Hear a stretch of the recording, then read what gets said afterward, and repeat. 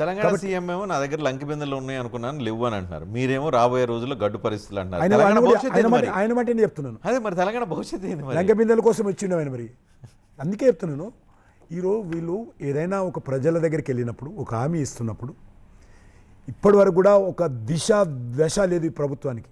ఏ రకంగా వనరులు సమకూర్చుకుంటాము, ఏ రకంగా ఈ ప్రభుత్వాన్ని నడిపిస్తాము, ఏ రకంగా రానున్న రోజుల్లో ఒక ప్రభుత్వ పాఠశాలకు కట్టిన పాఠశాల కొత్త పక్క కట్టిన పాఠశాలకు రంగులు వేయడానికి కూడా ఈ ప్రభుత్వం దగ్గర డబ్బులు ఉండవు.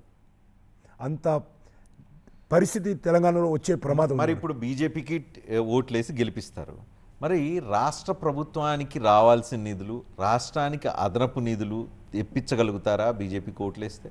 తప్పకుండా. ఎందుకు రాష్ట్ర ప్రభుత్వం కాంగ్రెస్ ప్రభుత్వాన్ని రానికుండా ఆపుతారా? లేదు లేదు, కాంగ్రెస్ ప్రభుత్వం ఉన్నా, టీఆర్ఎస్ ప్రభుత్వం ఉన్నా, లేకపోతే డిఎంకే ప్రభుత్వం ఉన్నా, సిపిఎం ప్రభుత్వం ఉన్నా, మమతా బెనర్జీ పార్టీ ఉన్నా కూడా ఆ రాష్ట్రాలకు కావాల్సినటువంటి న్యాయబద్ధమైనటువంటి అన్ని చేస్తాం. ఒకటి ఉదాహరణ చెప్తాను. మన తెలంగాణలో మన ముఖ్యమంత్రి గారు గత ముఖ్యమంత్రి గారు ఏ ఇనాగ్రేషన్ రాకపోతుండే. నా ఒక్క ఓటుతో నాలాంటి కోట్లాది మంది మహిళలు లక్షాధికారులయ్యారు.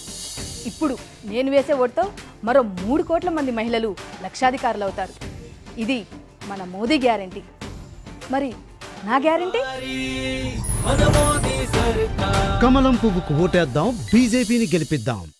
మోడీ గారు అంత నుంచి వచ్చేవాడు కానీ ఇక్కడ నుంచి ఎవరాకపోతాడు. అదే తమిళనాడులో స్టాలిన్ వచ్చేవాడు. అంత సిద్ధాంతపరమైనటువంటి వైవిధ్యాలున్నా, అంత సిద్ధాంతపరమైన వైవిధ్యాలున్న విజయన్ గారు వచ్చారు కేరళలో. మమతా బెనర్జీ అంతా ఫైట్ చేస్తాం మాతోటి, మేము కూడా కొట్లాడతాం.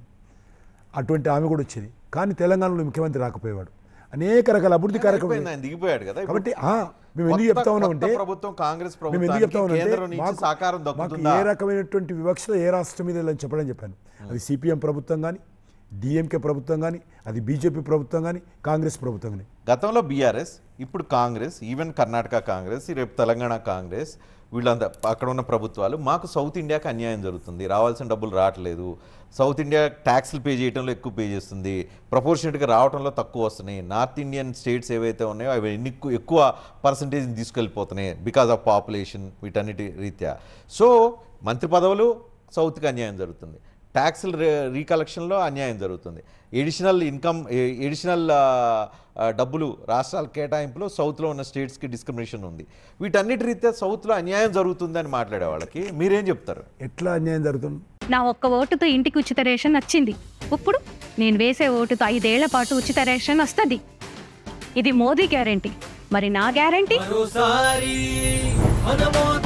కమలం పువ్వుకు ఓటేద్దాం, బీజేపీని గెలిపిద్దాం. తమిళనాడులో మేము ఒక సీటు కూడా గెలవలేదు. ఈరోజు తమిళనాడుకి సంబంధించినటువంటి 3 మంత్రులు ఉన్నారు. మన తెలంగాణకు సంబంధించి 2 ఉన్నాం. మన ఫైనాన్స్ మినిస్టర్ తెలంగాణ ఇక్కడనే ఆడబిడ్డ, ఆమె హైదరాబాద్లో ఉంటుంది. ఆమె ఇల్లు వ్యాపారం అంతా కూడా. ఆమె మంత్రిని ఆర్థిక మంత్రి చేసిండు. నేను కొత్తగా గెలిచినటువంటి వ్యక్తిని, నన్ను ఒక క్యాబినెట్ మినిస్టర్గా తీసుకొచ్చారు. తమిళనాడులో ఒక ఎంపీ లేకపోతే 2 జయశంకర్ గారు కానీ, లేకపోతే మా డాక్టర్ మురుగన్ గారు కానీ వేరే రాష్ట్రాల్లో ఎంపీలు చేసి మంత్రులను చేశాం. చేయలేదని ఎట్లా అంటారు మీరు? కర్ణాటకలో రాజీవ్ చంద్రశేఖర్, ఆయన కూడా రాజ్యసభలో వేరే రాష్ట్రాలను చేసి ఆయన కూడా మేము ఎంపీ చేశాం. ఇప్పుడు తిరువనంతపురం నుంచి పోటీ చేస్తుండే కేరళలో. అక్కడ నుంచి మురళీధరన్ కేరళ నుంచి ఒక ఎంపీ లేడు. బయటి రాష్ట్రాలు ఎంపీ చేసి మేము ఈరోజు మన external affairs minister Muraleedharan minister చేశాం. చేయరని ఏదో రేవంత్ రెడ్డి ముడిమిడి జానతో మాట్లాడితే మీరు నన్ను ప్రశ్నిస్తే ఎట్లా? మీరు కూడా కొద్దిగా రీసెర్చ్ చేయాలి కదా. సరే.